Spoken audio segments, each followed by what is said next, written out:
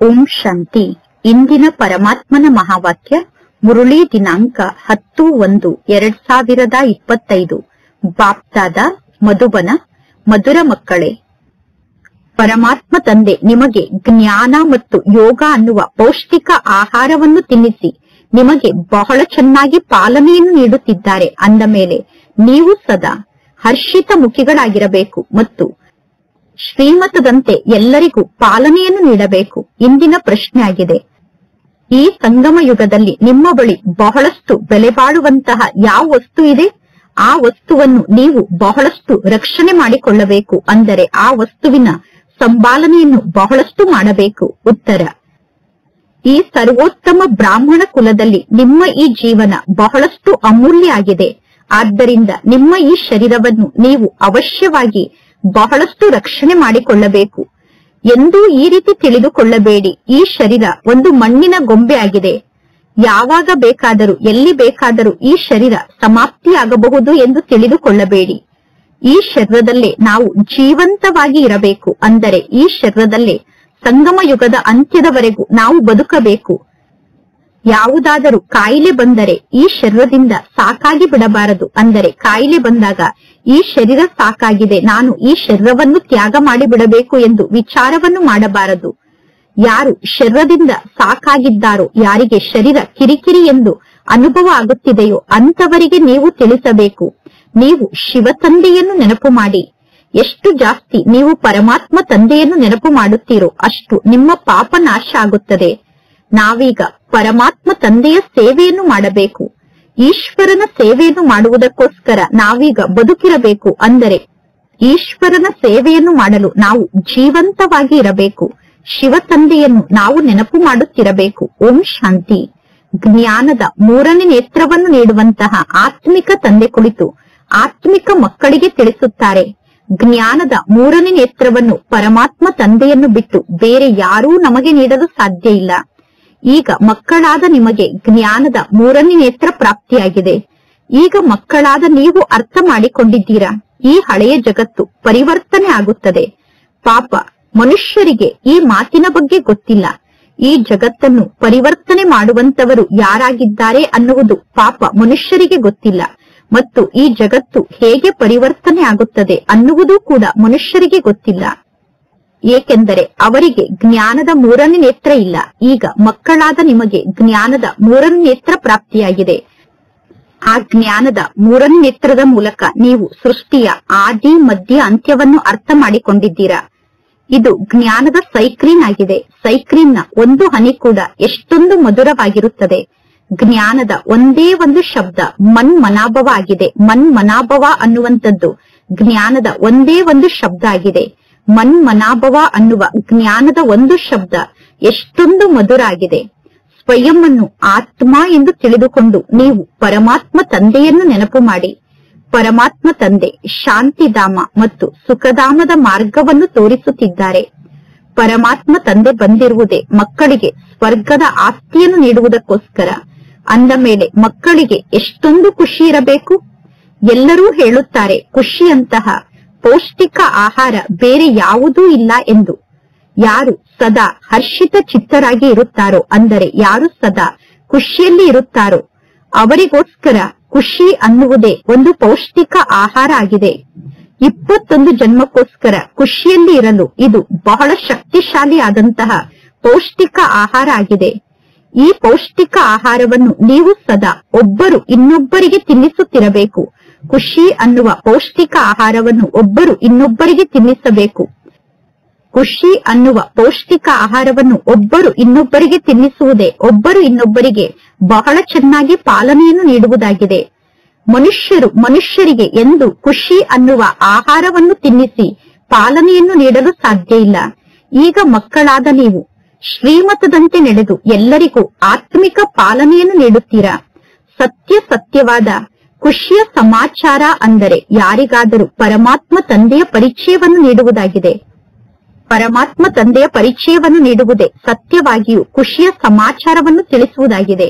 ಮಧುರ ಮಕ್ಕಳಿಗೆ ಗೊತ್ತಿದೆ, ಬೇಹದ್ದಿನ ತಂದೆಯ ಮೂಲಕ ನಮಗೆ ಜೀವನ್ ಮುಕ್ತಿಯ ಉಡುಗೊರೆ ಪ್ರಾಪ್ತಿಯಾಗುತ್ತದೆ. ಸತ್ಯಯುಗದಲ್ಲಿ ಭಾರತ ದೇಶ ಜೀವನ್ ಮುಕ್ತ ದೇಶ ಆಗಿತ್ತು. ಸತ್ಯಯುಗದಲ್ಲಿ ಭಾರತ ದೇಶ ಪಾವನ ದೇಶ ಆಗಿತ್ತು. ಪರಮಾತ್ಮ ತಂದೆ ಮಕ್ಕಳಿಗೆ ಬಹಳ ಶ್ರೇಷ್ಠವಾದಂತಹ ಪೌಷ್ಟಿಕ ಆಹಾರವನ್ನು ನೀಡುತ್ತಾರೆ.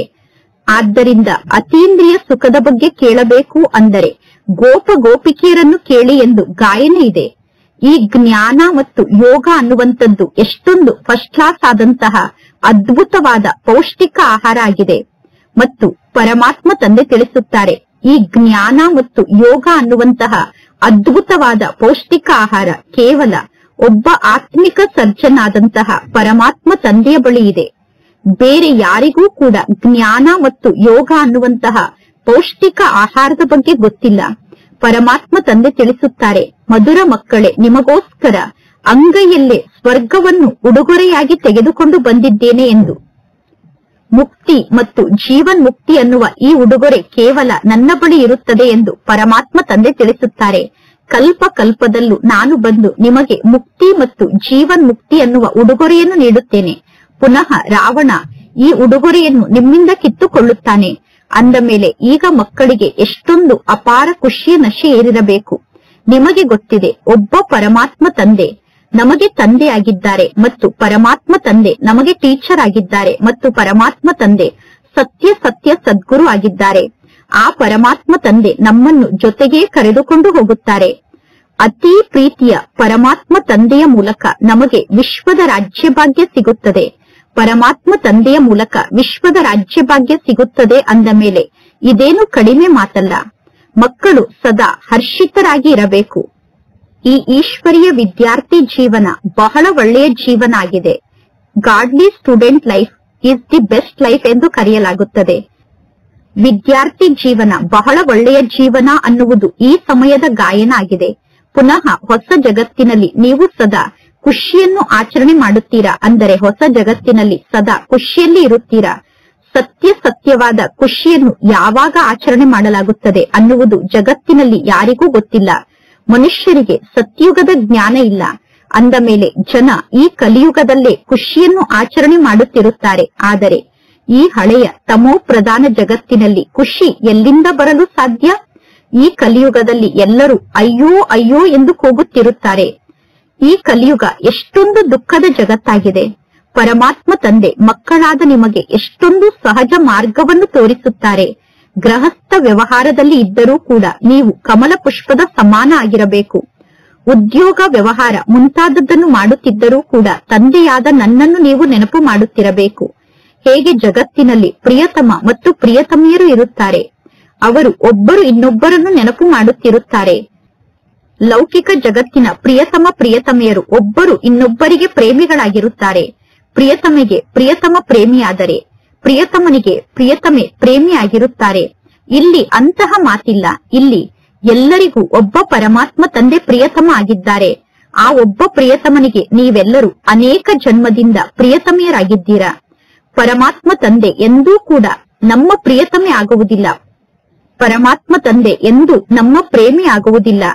ಆ ಪ್ರಿಯತಮ ಬರಬೇಕು ಎಂದು ನೀವೆಲ್ಲರೂ ಪ್ರಿಯತಮ ಆದಂತಹ ಪರಮಾತ್ಮ ತಂದೆಯನ್ನು ನೆನಪು ಮಾಡುತ್ತಾ ಬಂದಿದ್ದೀರಾ. ಯಾವಾಗ ದುಃಖ ಜಾಸ್ತಿ ಆಗುತ್ತದೆಯೋ ಆಗ ಎಲ್ಲರೂ ಪರಮಾತ್ಮ ತಂದೆಯನ್ನು ಜಾಸ್ತಿ ಸ್ಮರಣೆ ಮಾಡುತ್ತಾರೆ. ಆದ್ದರಿಂದ ದುಃಖದ ಸಮಯದಲ್ಲಿ ಎಲ್ಲರೂ ಸ್ಮರಣೆಯನ್ನು ಮಾಡುತ್ತಾರೆ. ಸುಖ ಇದ್ದಾಗ ಯಾರೂ ಸ್ಮರಣೆಯನ್ನು ಮಾಡುವುದಿಲ್ಲ ಎಂದು ಪರಮಾತ್ಮ ತಂದೆಯ ಬಗ್ಗೆ ಗಾಯನವನ್ನು ಮಾಡುತ್ತಾರೆ. ಈ ಸಮಯದಲ್ಲಿ ಪರಮಾತ್ಮ ತಂದೆ ಸರ್ವಶಕ್ತಿವಂತ ಆಗಿದ್ದಾರೆ. ದಿನ ಪ್ರತಿದಿನ ಕಳೆದಂತೆ ಮಾಯೆ ಕೂಡ ಸರ್ವಶಕ್ತಿವಂತ ಆಗುತ್ತದೆ. ಅಂದರೆ ಮಾಯೆ ತಮೋ ಪ್ರಧಾನ ಆಗುತ್ತಾ ಹೋಗುತ್ತದೆ.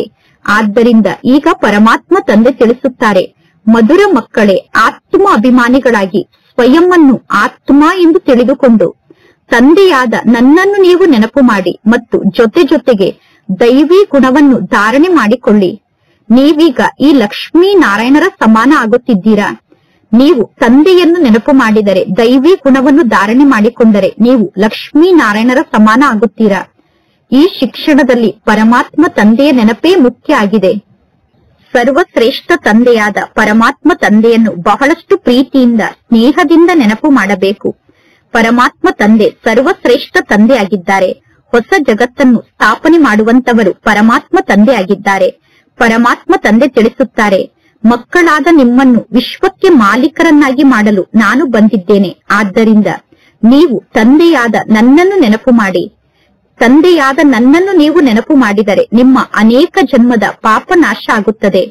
ಪತಿತ ಪಾವನ ಆದಂತಹ ಪರಮಾತ್ಮ ತಂದೆ ತಿಳಿಸುತ್ತಾರೆ, ನೀವೀಗ ಬಹಳಷ್ಟು ಪತಿತರಾಗಿದ್ದೀರಾ. ಆದ್ದರಿಂದ ಈಗ ನೀವು ತಂದೆಯಾದ ನನ್ನನ್ನು ನೆನಪು ಮಾಡಿ. ಆಗ ನೀವು ಪಾವನಾಗಿ ಪಾವನ ಜಗತ್ತಿಗೆ ಮಾಲೀಕರಾಗುತ್ತೀರಾ.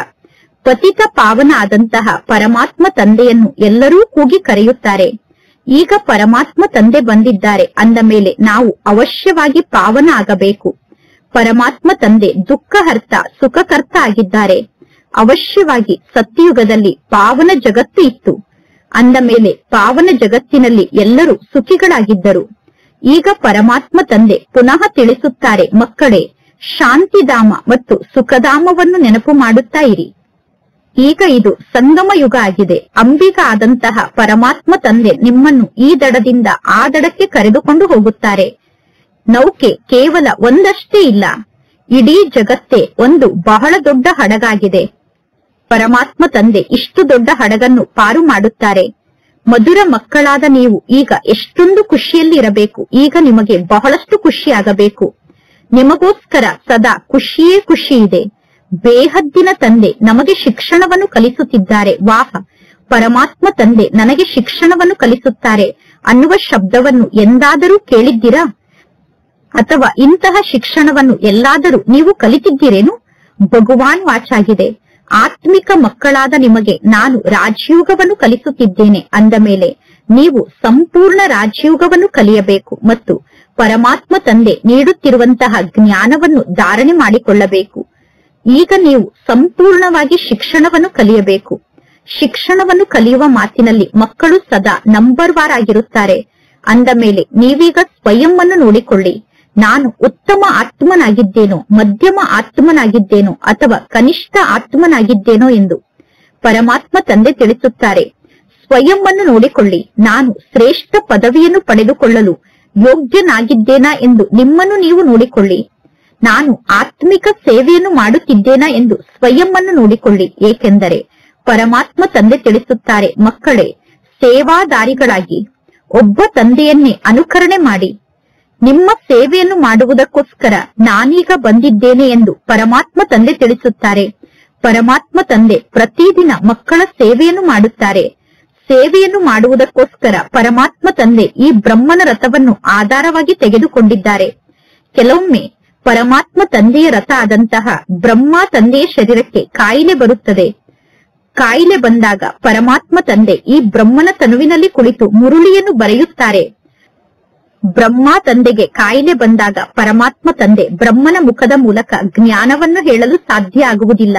ಅಂತಹ ಸಮಯದಲ್ಲಿ ನಾನು ಬ್ರಹ್ಮನ ಮೂಲಕ ಮುರುಳಿಯನ್ನು ಬರೆಯುತ್ತೇನೆ ಎಂದು ಪರಮಾತ್ಮ ತಂದೆ ತಿಳಿಸುತ್ತಾರೆ. ಏಕೆಂದರೆ ಮಕ್ಕಳಾದ ನಿಮಗೋಸ್ಕರ ಒಂದು ಮುರುಳಿ ಕೂಡ ಮಿಸ್ ಆಗಬಾರದು. ನಾನು ನಿಮ್ಮ ಸೇವೆಯಲ್ಲಿ ಉಪಸ್ಥಿತ ಆಗಿದ್ದೇನೆ ತಾನೆ ಎಂದು ತಂದೆ ಕೇಳುತ್ತಾರೆ.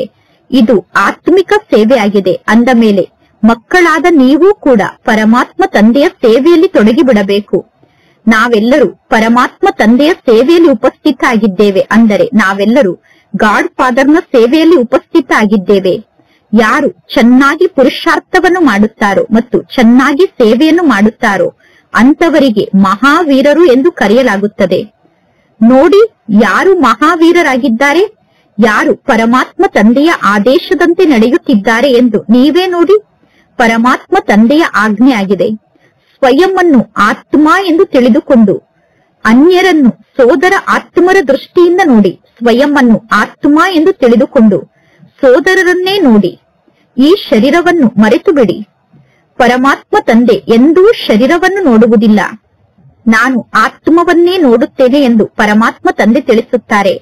ಇನ್ನು ಆತ್ಮ ಶರೀರ ಇಲ್ಲದೆ ಮಾತನಾಡಲು ಸಾಧ್ಯ ಇಲ್ಲ ಅನ್ನುವ ಜ್ಞಾನ ಅಂತೂ ಗೊತ್ತಿದೆ.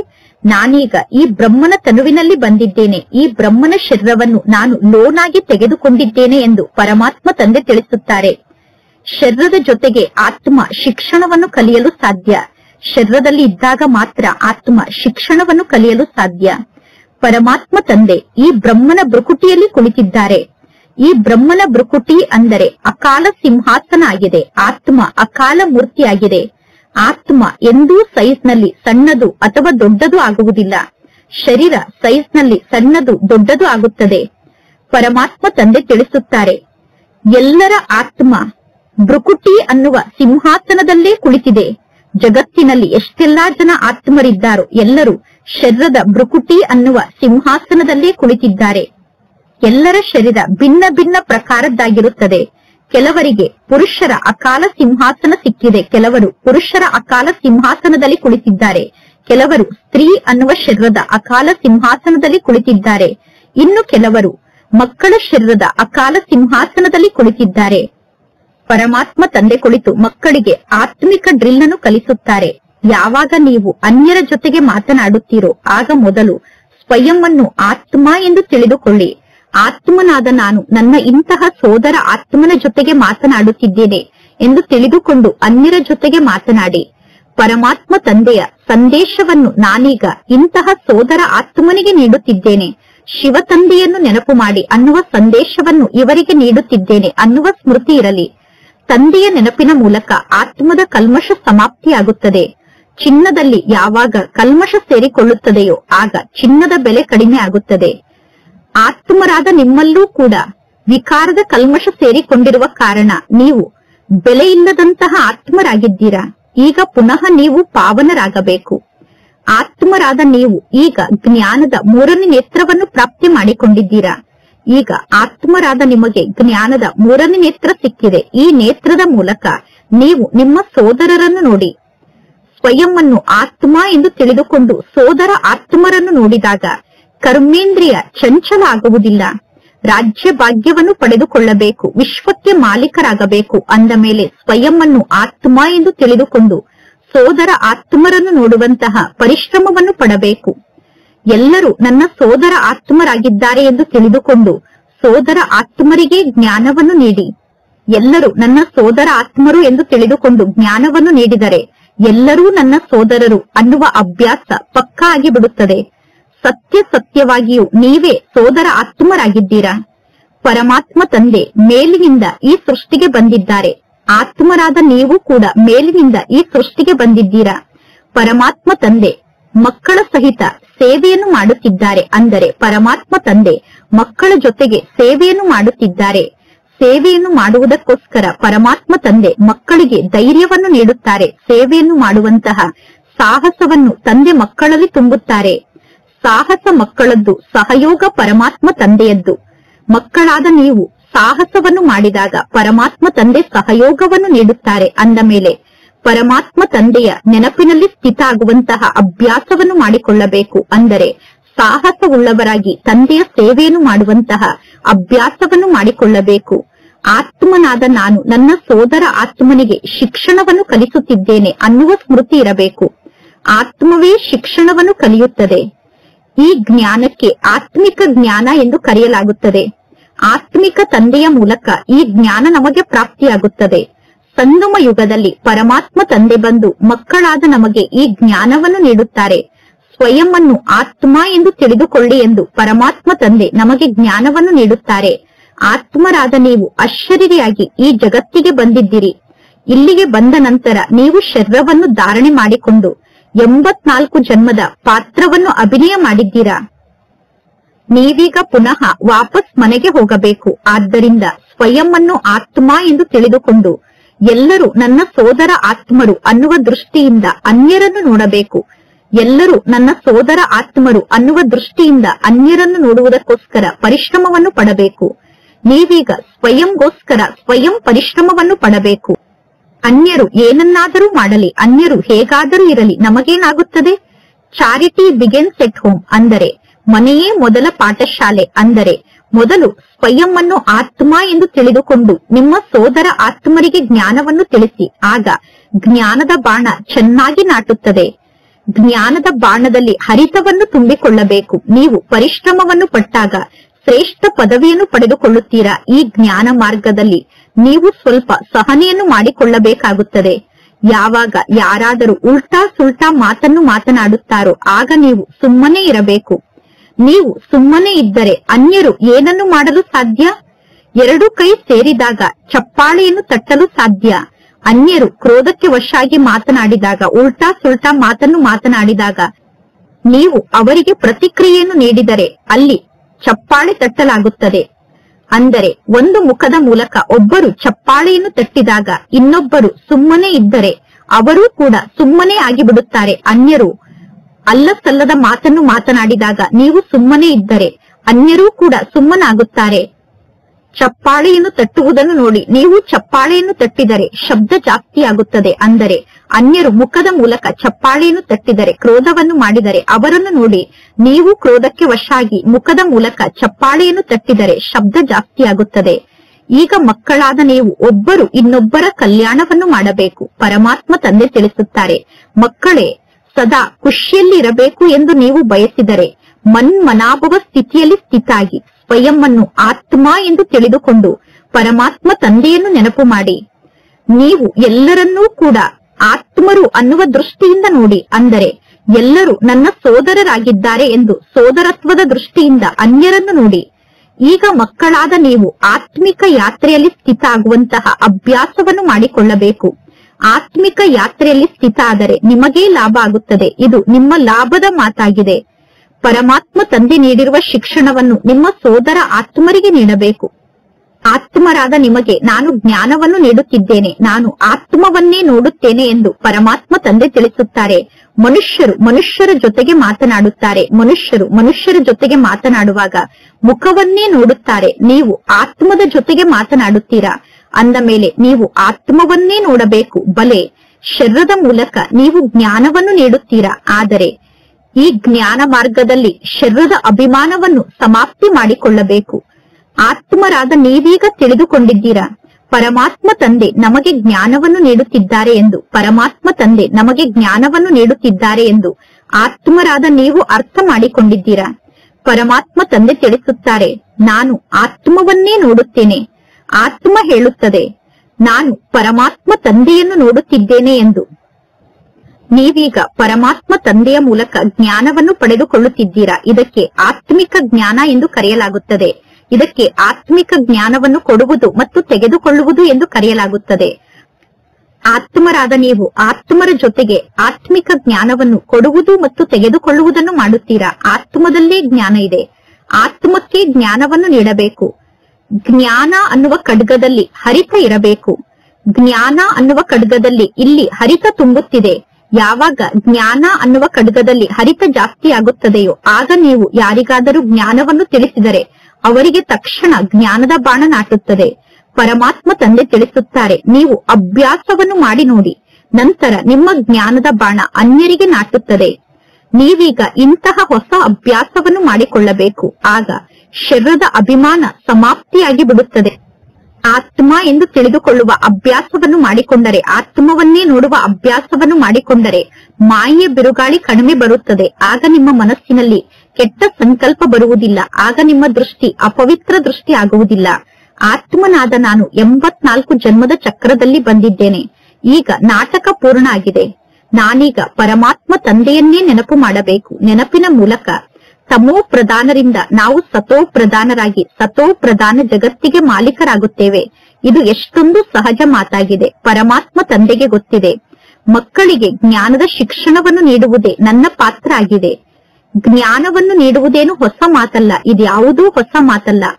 ಪ್ರತಿ 5000 ವರ್ಷದ ನಂತರ ನಾನು ಈ ಸೃಷ್ಟಿಗೆ ಬರಬೇಕಾಗುತ್ತದೆ ಎಂದು ತಂದೆ ತಿಳಿಸುತ್ತಾರೆ. ನಾನು ಕೂಡ ಈ ನಾಟಕದ ಬಂಧನದಲ್ಲಿ ಬಂಧಿತ ಆಗಿದ್ದೇನೆ. ಮಕ್ಕಳಿಗೆ ನಾನು ಕುಳಿತು ಜ್ಞಾನವನ್ನು ತಿಳಿಸುತ್ತೇನೆ. ಮಧುರ ಮಕ್ಕಳೇ, ಈ ಆತ್ಮಿಕ ಯಾತ್ರೆಯಲ್ಲಿ ಸದಾ ಸ್ಥಿತ ಆಗಿ ಆತ್ಮಿಕ ಯಾತ್ರೆಯಲ್ಲಿ ಸ್ಥಿತ ಆದರೆ ಅಂತಮತಿ ಸೋಗತಿ ಆಗುತ್ತದೆ. ಅಂದರೆ ಅಂತಿಮ ಸಮಯದಲ್ಲಿ ಒಬ್ಬ ತಂದೆಯ ನೆನಪಿನಲ್ಲಿ ಸ್ಥಿತ ಆದರೆ ನಿಮಗೆ ಶ್ರೇಷ್ಠ ಗತಿ ಪ್ರಾಪ್ತಿಯಾಗುತ್ತದೆ.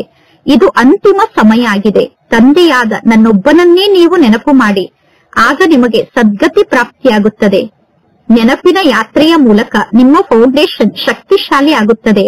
ಆತ್ಮ ಅಭಿಮಾನಿ ಆಗುವಂತಹ ಶಿಕ್ಷಣವನ್ನು ಮಕ್ಕಳಾದ ನಿಮಗೆ ತಂದೆ ಒಮ್ಮೆ ಮಾತ್ರ ನೀಡುತ್ತಾರೆ. ಮಕ್ಕಳಾದ ನಿಮಗೆ ಆತ್ಮ ಅಭಿಮಾನಿ ಆಗುವಂತಹ ಶಿಕ್ಷಣ ಪರಮಾತ್ಮ ತಂದೆಯ ಮೂಲಕ ಒಮ್ಮೆ ಮಾತ್ರ ಪ್ರಾಪ್ತಿಯಾಗುತ್ತದೆ. ಇದು ಎಷ್ಟೊಂದು ಅದ್ಭುತವಾದ ಜ್ಞಾನ ಆಗಿದೆ. ಪರಮಾತ್ಮ ತಂದೆ ಅದ್ಭುತ ಆಗಿದ್ದಾರೆ ಅಂದ ಮೇಲೆ ಪರಮಾತ್ಮ ತಂದೆಯ ಜ್ಞಾನ ಕೂಡ ಅದ್ಭುತ ಆಗಿದೆ. ಇಂತಹ ಜ್ಞಾನದ ಮಾತನ್ನು ಎಂದೂ ಯಾರೂ ತಿಳಿಸಲು ಸಾಧ್ಯ ಇಲ್ಲ. ಈಗ ನಾವು ವಾಪಸ್ ಮನೆಗೆ ಹೋಗಬೇಕು. ಆದ್ದರಿಂದ ಪರಮಾತ್ಮ ತಂದೆ ತಿಳಿಸುತ್ತಾರೆ, ಮಧುರ ಮಕ್ಕಳೇ, ಒಬ್ಬ ತಂದೆಯನ್ನು ನೆನಪು ಮಾಡುವಂತಹ ಅಭ್ಯಾಸವನ್ನು ಮಾಡಿಕೊಳ್ಳಿ. ಸ್ವಯಂ ಅನ್ನು ಆತ್ಮ ಎಂದು ತಿಳಿದುಕೊಂಡು ಆತ್ಮಕ್ಕೆ ಜ್ಞಾನವನ್ನು ನೀಡಿ. ಜ್ಞಾನದ ಮೂರನೇ ನೇತ್ರದ ಮೂಲಕ ಸೋದರರನ್ನೇ ನೋಡಬೇಕು. ಸೋದರರನ್ನೇ ನೋಡುವ ಮಾತಿನಲ್ಲಿ ಬಹಳಷ್ಟು ಪರಿಶ್ರಮ ಇದೆ. ಇದು ಬ್ರಾಹ್ಮಣರಾದ ನಿಮ್ಮ ಸರ್ವಶ್ರೇಷ್ಠ ಕುಲ ಆಗಿದೆ. ಈ ಸಮಯದಲ್ಲಿ ನಿಮ್ಮ ಜೀವನ ಅಮೂಲ್ಯ ಜೀವನ ಆಗಿದೆ. ಆದ್ದರಿಂದ ನಿಮ್ಮ ಈ ಶರೀರವನ್ನು ನೀವು ರಕ್ಷಣೆ ಮಾಡಿಕೊಳ್ಳಬೇಕು.